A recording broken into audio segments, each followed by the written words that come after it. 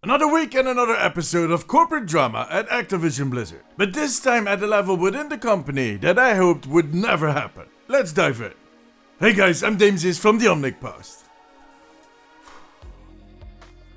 I am so tired of talking about this, but here we go again. Let me preface this video by saying that my sources on this whole story are indirectly. I've seen some stuff on Twitter and I've read an article on gamedeveloper.com. They talked to some employees at Blizzard and to the official spokesperson for the company. So my info is based on gamedeveloper.com's interpretation of the facts, which is most likely very accurate, but I'm sharing this for clarity's sake.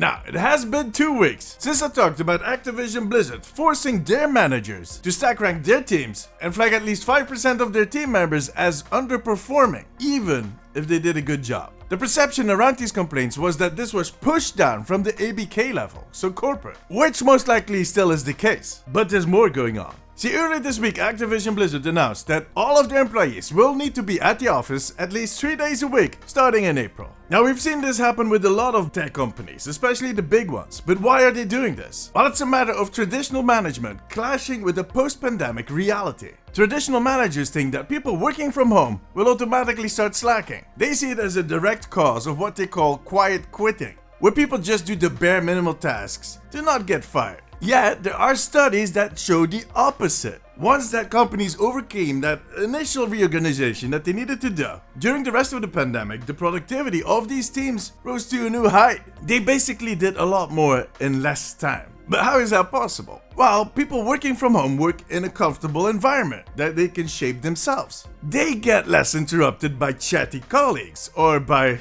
useless meetings. We've all done those. Well, unless you're still in school. So in the end, you just get more done, unless you have kids or a cat. But we organize around that. And we've also noticed that people work longer when they're working from home. Because you're not working on the clock, you don't have a train to catch, or there's no traffic jam that they're trying to avoid. But above all, and I think that is very important, people are happier, people are healthier.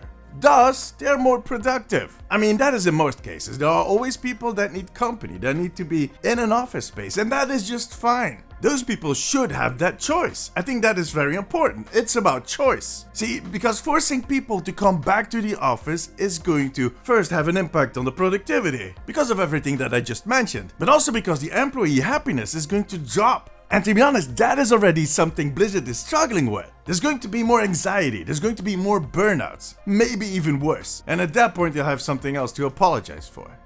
I just don't get it, especially for a company like Blizzard. Earlier this week, I was talking in one of my videos how all these teams at Blizzard are so motivated. They're basically fans of their own IP. They are so passionate to make all of these games into the best game possible. You need to trust those people. Look at the results. Warcraft has had the best expansion in years. Overwatch 2 was released and yeah, fine. Hold your comments, I know, Overwatch 2 was a bit of a messy release. But they're listening, they're working at it. We're going in a good direction right now. And then there's Diablo 4, which is going to be released in 2023. I never expected that to happen. Activision Blizzard was actually bragging about the results of the last quarter 2 weeks ago. Overwatch 2 had made $100 million in 1 quarter. My point being is that their fear is a myth.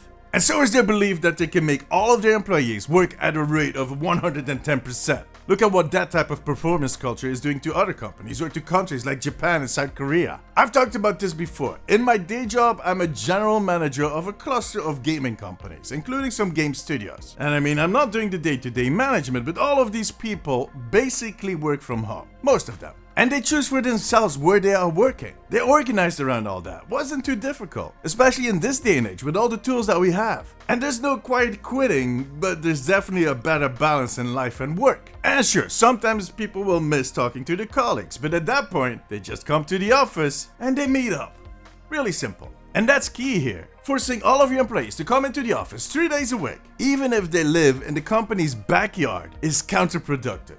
Have people come in when it is necessary for the team or when it is necessary for themselves. Let the teams and the employees decide when they come into work. These blanket statements don't make any sense. It's like a royal decree. That type of BS is just so old school. I mean, we live in a post-pandemic age. The cat is out of the bag. We have proven that working from home can be done. And you are trading what you think is a productivity issue, which it's not, with a way bigger issue, trust me. You're making all of those talented people that work for you question if Blizzard is a place that they want to work at. And after the waves of people that left Blizzard in the previous 2 years, I don't think they can afford it. An even bigger issue is that they hired a lot of remote profiles in the last 2 years. So now those people that live in a different country or a different city would need to move to Los Angeles, to Irvine, one of the most expensive neighborhoods in the United States. I've seen the prices for a studio.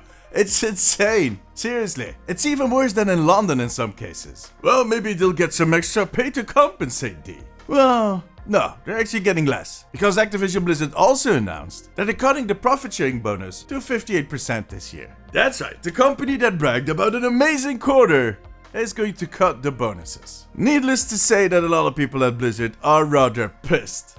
Now, earlier this week there was a Q&A meeting with Mike Abir, the president for Blizzard. So a lot of employees figured that that would be the moment to bring up this topic and to discuss it with Mike. Wow. See, first off, that meeting was a Zoom call, and all the questions were pre-screened, and the comments were disabled. What is this? Did their human resources officer graduate at North Korea University? Go muzzle ducks! So yeah, at that point people just started complaining on Slack, far away from management and human resources. The thing is, Mike has been able to kind of stay under the radar in the last 2 years, since he became the president for Blizzard. Most of our anger has been targeted at Bobby Kotick, the CEO of ABK, Activision Blizzard, and for good reasons. And Mike was considered by both a big part of the employees and the community as one of us. Well, that changed. Just to give you a brief overview of the Q&A. According to the sources, Mike kind of downplayed the comments about the stack ranking. He did not have an answer on how they're going to solve the problem for people that are hired remote. And he mentioned in the Q&A that the bonus cuts impact management just as much as the other employees. What? Did you think that it's otherwise? You live in the myth. Yeah, that's why I used the myth earlier in the video. See what I did there? Cheeky, right? I know. But yeah, seriously, for 1 second. If you make the bare minimum, like a QA employee at Blizzard, that bonus is what helps you survive, what helps you to get through the year. On the other hand, if you're able to buy a second house in the Hamptons, that bonus cut is going to suck. But you're just going to go to Florida for the summer instead of Hawaii. Come on.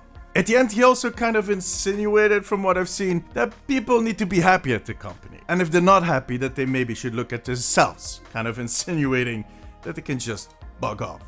Thousands of people have worked their proverbial behinds off in the last few years in circumstances that pushed a lot of people to leave the company. But they stuck around and they made millions in profit for the whole corporate system. At which point management turns around and kicks them in the private parts. And when the employees said ouch, they told them if they don't like that kick, they can go somewhere else.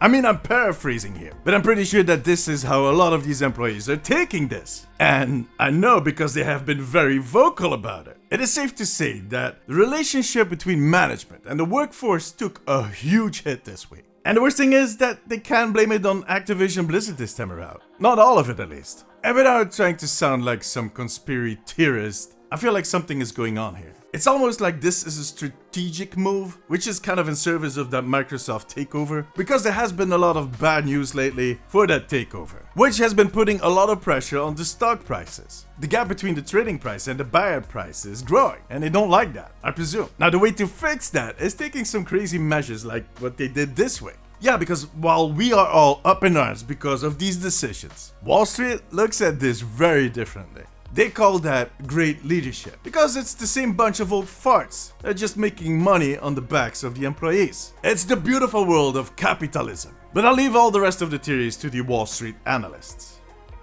But I genuinely hope that management goes into a conversation with the employees and that they figure this out, because I fear that the patience of some people is really wearing thin. And that Q&A with Mike Iberia has taken away one of the last straws that a lot of people were holding on to. The chance that it would be getting any better when Microsoft took over, that is kind of gone now. Man, this has been a sad week after all the good news we got. At this point, I don't even have a question about the topic for you guys. Just tell me what your favorite cake is. Always interested in that. Let me know in the comments. Join me during my streams on twitch.tv/DamesTV and make sure to subscribe for more updates on Overwatch.